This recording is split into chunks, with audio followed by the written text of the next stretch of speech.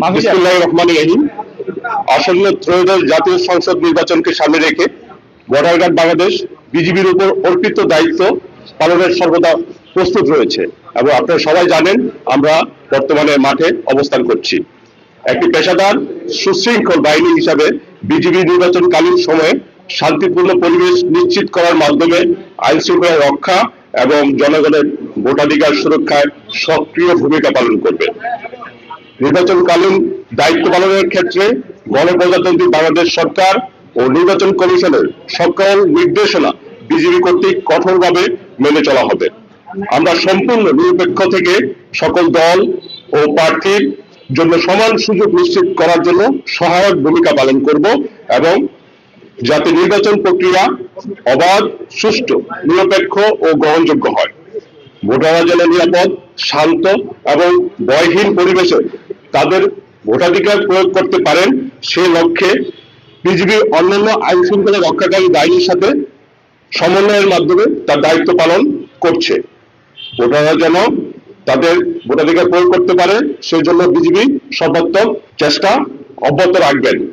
নির্বাচনকে কেন্দ্র করে সীমান্ত এলাকায় আমাদের বিজিবি নিরাপত্তা বৃদ্ধি করা হয়েছে। এই সময় যাতে কোনো ধরনের চোরাচালান, সীমান্ত অবৈধ অনুপ্রবেশ, মাদক ও অস্ত্র পাচার সহ বিভিন্ন সীমান্ত সম্পর্কিত অপরাধ না ঘটে সেজন্য বিজিবি সতর্কতা ও আরো বেশি তৎপরতার মাধ্যমে তাদের দায়িত্ব পালন করে যাচ্ছে। সীমান্তের টহল, নজরদারি এবং গোয়েন্দা কার্যক্রম জোরদার করে সকল প্রকার অবৈধ কার্যক্রম প্রতিরোধ করা হচ্ছে।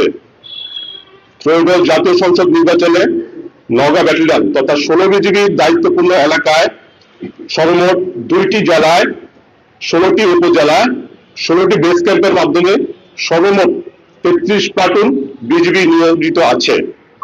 শুধুমাত্র বগুড়া জেলায় বগুড়ার 12টি উপজেলায় 12টি বেস ক্যাম্পের মাধ্যমে 24 প্লাটুন বিজিবি সদস্য মোতায়েন করা হয়েছে।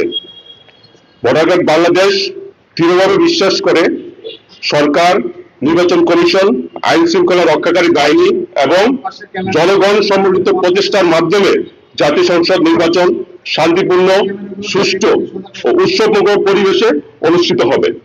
দেশের জনগণের আস্থা ও বিশ্বাসকে সর্বোচ্চ গুরুত্ব দিয়ে বিজিবি সংবিধান ও আইনের আলোকে তাদের উপর অর্পিত দায়িত্ব পালন করবে। পরিশেষে উপস্থিত সকল প্রিন্ট ও ইলেকট্রনিক মিডিয়ার সাংবাদিক ভাই ও বোনদের আমার আন্তরিক ধন্যবাদ জ্ঞাপন করি। আপনারা প্রতিনিয়ত বিজিবির দায়িত্ব পালনে প্রত্যক্ষ ও পরোক্ষভাবে সহযোগিতা করেছেন এবং আমি আশা করি ভবিষ্যতেও আপনারা আপনাদের সহযোগিতা অব্যাহত রাখবেন। এই বলে আমি আমার বক্তব্য শেষ করছি। আল্লাহ হাফেজ।